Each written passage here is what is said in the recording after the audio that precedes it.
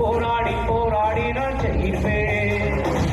போராட்டங்கள் பல உண்டு உண்டு, போராடி போராடி நான் செய்வேன். நான் என் பட்டயத்தை கையில் எடுத்து ஆண்டவர் எனக்கு தந்த பலத்தை கொண்டு, ஆவியின் பட்டயத்தை கையில் எடுத்து ஆண்டவர் எனக்கு தந்த பலத்தை கொண்டு சாத்தானை தரையில வீழ்த்துவேன்.